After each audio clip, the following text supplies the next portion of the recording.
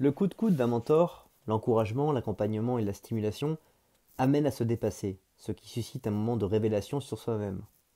Ce qu'il pourrait y avoir de paradoxal dans cette vision du mentorat est l'idée de la stimulation dans le coup de coude.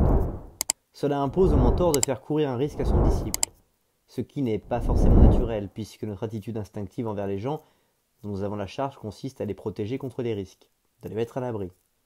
C'est une tension classique aussi dans le rôle des parents, bien sûr. Devez-vous protéger vos enfants ou leur laisser assez de liberté pour qu'ils commettent des erreurs? La plupart des parents sautillent nerveusement sur la ligne de démarcation entre sous et surprotection. Comment inciter vos enfants à se dépasser, sans aller trop loin? Sarah Blakely a été élevée ainsi. Voilà son histoire. Elle a fondé Spanx, dont le premier produit, à la base, une gaine confortable, a tout de suite été un succès. La genèse de l'entreprise est devenue légendaire. En 1998, Sarah Blakely s'habillait pour une soirée et décida de porter un pantalon blanc, ajusté tout neuf. Elle se trouva devant un dilemme. Elle désirait enfiler un collant par-dessous pour amincir sa ligne, mais elle voulait aussi voir les pieds nus pour porter des sandales. Devait-elle mettre un collant ou pas? Elle eut une inspiration. Elle coupa les pieds de son collant avant de l'enfiler pour la soirée. Son innovation avait des défauts. L'extrémité du collant s'enroulait en remontant le long de ses jambes. Mais elle se dit, voici ma chance. Je vais créer une version améliorée de ce produit et les femmes l'adoreront. 2 ans plus tard, en 2000, Sarah Blakely trouvait son premier client, Neiman Marcus, et l'animatrice de télévision Oprah Winfrey, classait Spanx parmi ses objets favoris. 12 ans plus tard, Forbes saluait en elle la plus jeune milliardaire non héritière de l'histoire. Dans Getting There, A Book of Mentors, elle écrit « Je ne saurais dire combien de femmes viennent me dire des choses du genre « Je coupe les pieds de mes collants depuis des années, pourquoi ne suis-je pas devenue Mademoiselle Spanx ?» La raison, c'est qu'une bonne idée n'est qu'un point de départ. Ce qui distingue Sarah Blakely d'autres femmes qui ont eu la même idée est sa persévérance. Au premier jour de Spanx, elle entendait constamment dire que son idée était idiote ou loufoque.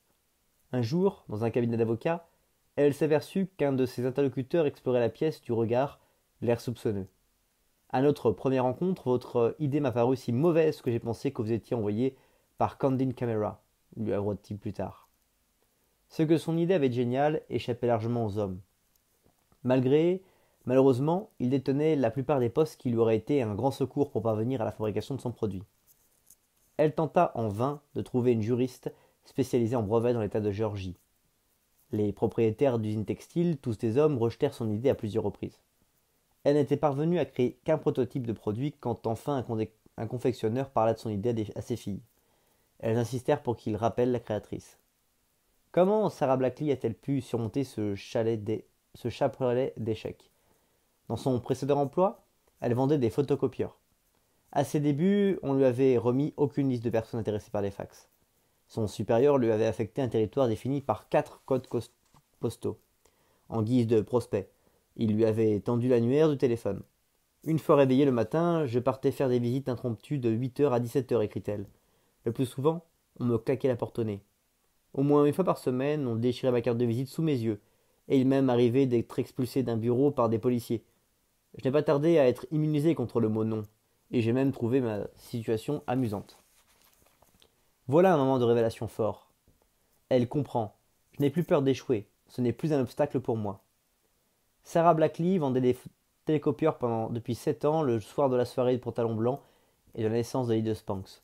Son acharnement à créer Spanx est venu de ces 7 années faites principalement d'échecs. Il faut quand même dire que, comme vendeuse de télécopieurs, elle réussissait très bien. D'où vient son extraordinaire énergie? Sans aucun doute de son expérience de la vente. Mais il y a aussi autre chose dans son passé. Quand son frère et elle étaient petits, leur père leur demandait chaque semaine à la table du dîner « Qu'avez-vous raté cette semaine ?» Si nous n'avions rien à lui dire, il était déçu, raconte Sarah Blakely. Sa logique semblait saugrenue, mais elle fonctionnait à merveille.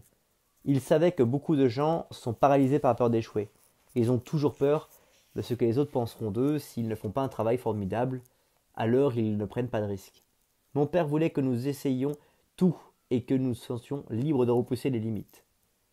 Son attitude m'a appris à définir l'échec comme le fait de ne pas essayer quelque chose que j'aurais voulu faire, et non comme le fait de ne pas obtenir le résultat voulu. Sa question, qu'avez-vous raté cette semaine, était un coup de pouce pour oser plus. une tentative pour apprivoiser l'échec, pour en faire un sujet de conversation détendu au dîner. Car si vous allez au-devant des situations où vous pourriez échouer, l'échec devient moins menaçant. Vous êtes vacciné contre lui. Sarah, la fille de M. Blackley, avait compris le sens de cette question du dîner mieux qu'il l'aurait pu l'imaginer. Nous aimerions que toutes les histoires se terminent ainsi. Une créatrice d'entreprise sympathique, inspirée par son père, réalise son rêve et en est abondamment récompensée. Certains créateurs d'entreprise réussissent, d'autres non. Ce qu'ils ont en commun est qu'ils sont prêts à se mettre dans une situation où ils pourraient échouer. S'abstenir est toujours plus sûr. On ne risque pas de trébucher quand on reste immobile. Le conseil paraîtra familier à tous ceux qui ont un jour parcouru un rayon de livres de développement personnel. Bougez-vous, essayez autre chose, tournez la page, prenez un risque. En général, ce conseil semble raisonnable, surtout pour les gens qui se sentent bloqués. Mais attention, il paraît souvent contenir un filigrane une promesse de réussite. Prenez un risque et vous réussirez, prenez un risque et vous vous sentirez mieux.